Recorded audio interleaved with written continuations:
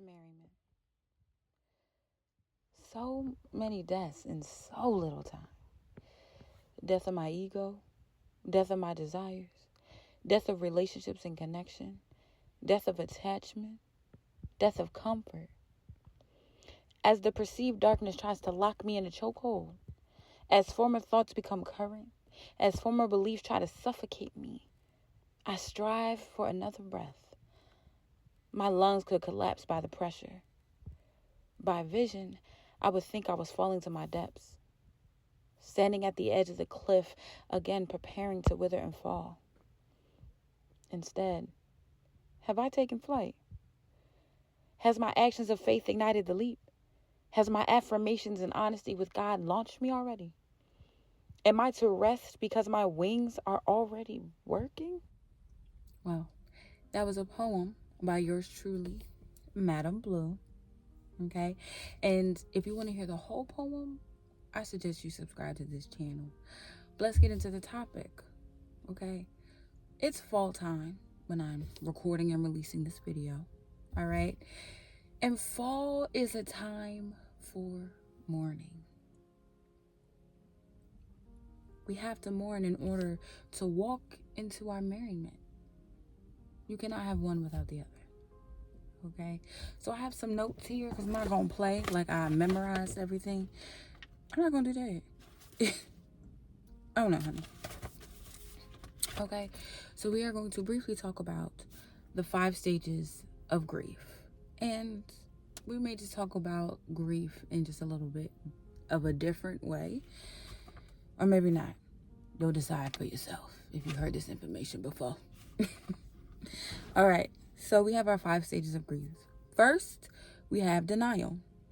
Okay? That's like, it's cool. I ain't worried about it. We good. It's cool. Then we have anger. Then it gives very much, it's not okay. What's going on? F this. This cannot continue. Okay? Then we have bargaining. All right. So maybe if I do this, then I'll get that. Or maybe if I do that, then I'll get this. Bargaining. Okay? Then we have depression. It gives, what's the point? Everything I've tried has not worked. So what is the point? Then we have acceptance. There's no extremes here. There's no, we're all the way over here. There's no, we're all the way over there. It's cool. I am going to take this one step at a time. So I don't know about y'all. Okay, but my morning looks kind of like what I just said about the extremes. It's very back and forth. It's very much, yes, we can do this. No, we cannot. I'm dying. I can't chant and want. Survive. Okay? Can't chant and want. I'm praying for a way out. I'm being angry at myself for not continuing. Right? Like, I keep starting and stopping.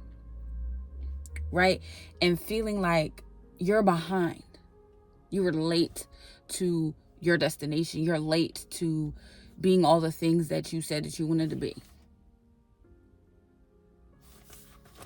Like the Mad Hatter. I'm late. Things like that. Then you go through this stage. Well, for me, I go through the stage of effort. It's time to boss up. I'm going to do whatever needs to be done, however it needs to be done. You're not stopping me. I'm not stopping me. We're getting it done. Then the cycle continues. The cycle continues. And I don't know about y'all, but I'm tired of the cycles. And I recently went through a very traumatic experience. And not traumatic like life or death, but an ego death? Yeah. Woo! Very much so. An identity shift. Yes. And I'm currently in a space of in between. And I'm choosing faith over fear. But I feel the fear very deeply. And when I wrote that poem, and even when I planned out this topic for this month or this week or whatever have you, I was very much in a space of an ego death, of reevaluating everything. Everything. I'll tell my testimony when the testimony is testimonying. But some of the lessons that I learned, one of them is my old desires and the things that I thought I wanted have to go. They have to die. And I knew that my desires were very adolescent, to be honest. They were very adolescent. And they're adolescent because I've had some developmental delays due to me growing up in foster care. Right? Being basically born into it, aged out of it, all that tea. And so I'm walking around desiring to be a woman who is highly sought after, a woman with a quote unquote baddie lifestyle, not the fighting. And wanting, to be heavily desired by men, to be showered in gifts and all these other things, to be able to go out and party and have this extravagant social life. That movie quality social life. Because the gag is, I have been around people that have had that lifestyle. And so I know that it can be real. Like, it's not just movies. Some people have movie quality life experiences. I'm like, Lord, I would like that for myself. Until it got me in a situation where I'm looking left, I'm looking right, and I'm like, this is not my life. This is not how I act. This is not how I conduct myself. This is not how I handle things. This can never happen again. So I had to look at those desires of this lifestyle, this desire for these men, this desire for, the partying, the sex, all of this stuff that doesn't even align with my faith and my true ethics. I very much want my cake and eat it too. But if this cake got mold in it,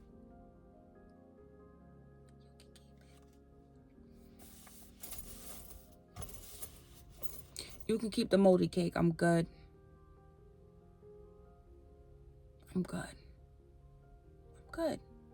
So as I go through the stages of mourning, the stages of grief and navigating and trying to just feel them and understand that fear is a part of it. Fear of the unknown.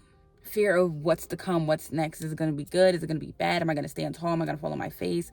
That's normal. That's healthy. And I take it all to God. And there's nothing you learn from being tapped into this page. You will learn that you need to be vulnerable with God. You need to be booty butt naked, emotionally, mentally, physically. Okay, maybe not physically. Maybe physically. But mentally, emotionally, spiritually vulnerable with God. The good, bad, the freak, nasty, the ugly, because it is only in our confession to him can he start really working in our life. Yes, he will answer our secret petitions. But sometimes the freedom lies within our own tongue, and so does the bondage. That's why the scripture says,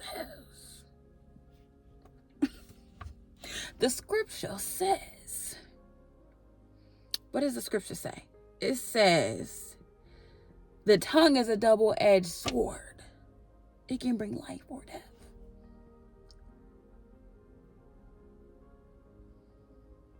And that's on Bible, baby. Stamped. So this is a heavy topic, yes. I like to bring humor to things where I can. I try not to be too serious when I can. But the moral of the story is that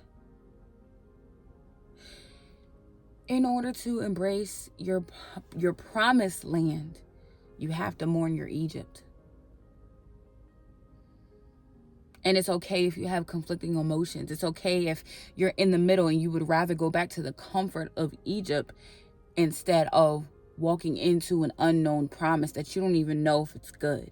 And you don't even know if it's maintainable. And you are just walking and you're just trying to trust in the fact that if you show up, showing up is enough, and that's good.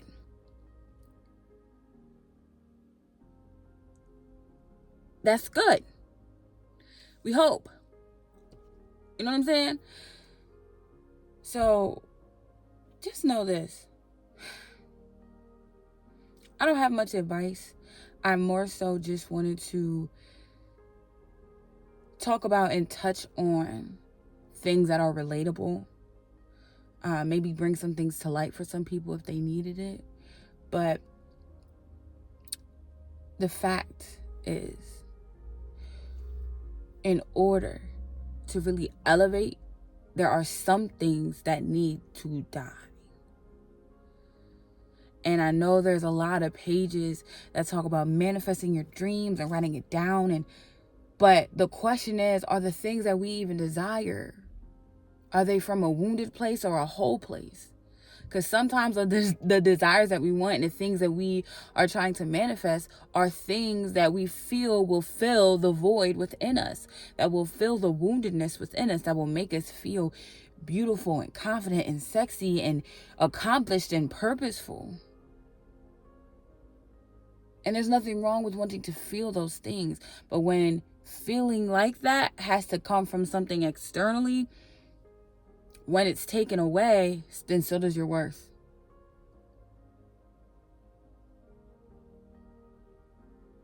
So, two things. Down in the comment section, I want you to tell me what your stages of grief look like, and or what are some old desires that you had that you needed to let go of because it no longer aligned with who it is that you have been saying that you want to be? Again, let me say it again. So you got it. 1, what does the stages of grief look like for you and in your life? Okay? And 2,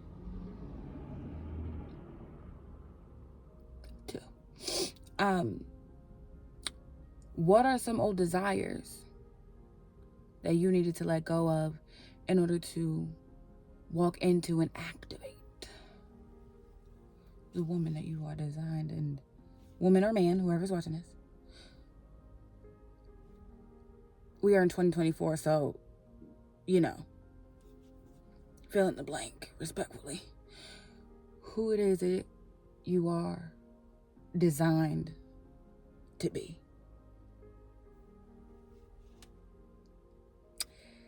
So that being said, I bid you adieu. Thank you for hanging out with me, Madam Blue. Selah&Sayless.